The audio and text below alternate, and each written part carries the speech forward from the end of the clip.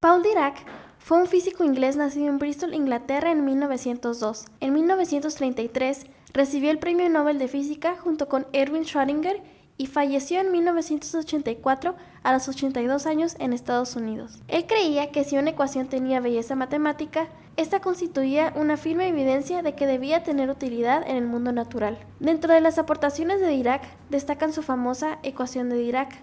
Para entenderla, vamos a entrar un poco en contexto. Durante los años 20 se dieron grandes avances en el mundo de la ciencia, en particular en el campo de la física cuántica.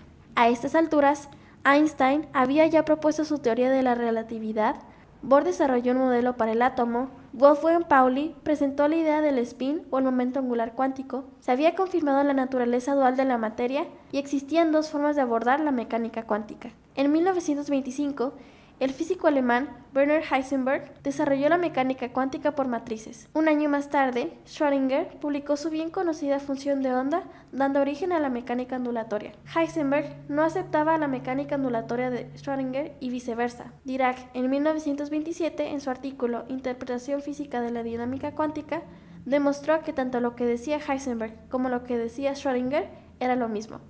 A pesar de los avances que se habían logrado en la época, aún había un problema. La ecuación de Schrödinger, que regía mayormente la mecánica cuántica en ese entonces, no consideraba la teoría relativista de Einstein, solo funcionaba a bajas velocidades. Y además, tampoco tomaba en cuenta el spin de Pauli, el cual se volvió esencial al introducir campos magnéticos en los cálculos. Para 1926, Oscar Klein y Walter Gordon formularon una ecuación de onda relativista, denominada ecuación de Klein-Gordon. Resolvieron el problema de la relatividad, pero seguían encontrando inconvenientes. La ecuación Klein-Gordon era de forma cuadrática, es decir, tenía dos posibles resultados para el tiempo, pero ¿podría existir un tiempo negativo? El año siguiente, Dirac comenzó a trabajar en la búsqueda de una ecuación de onda relativista y en 1928, en su artículo Teoría cuántica del electrón, presentó la que hoy se considera una de las más bellas ecuaciones de la física. En ella unificó las teorías cuánticas de una vez por todas. Dirac explicó en su publicación cómo es que el problema principal consistía en la duplicidad, es decir,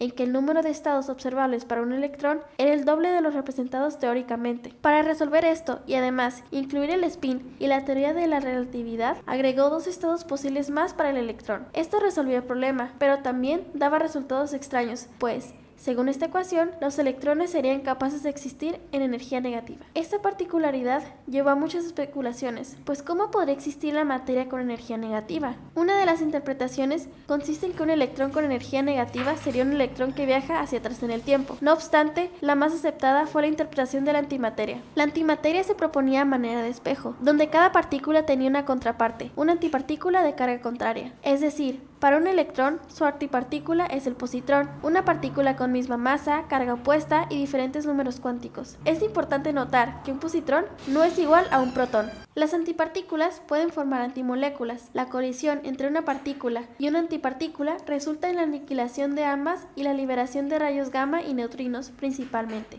Si bien todas las ideas que contrajo la ecuación de Dirac resultaban innovadoras, pero a la vez inquietantes, eran meramente teóricas. La confirmación experimental llegó en agosto de 1932, cuando el físico Carl David Anderson descubrió el positrón. En una cámara de gases mejorada bombardeada con rayos cósmicos, Anderson fue capaz de fotografiar un electrón cargado positivamente, llamado positrón. Otra interpretación de la ecuación es el llamado mar de Dirac, donde se plantea que el vacío no es más que un conjunto de antipartículas. La ecuación de Dirac predijo la antimateria, dio origen a la electrodinámica cuántica y a la teoría cuántica de campos.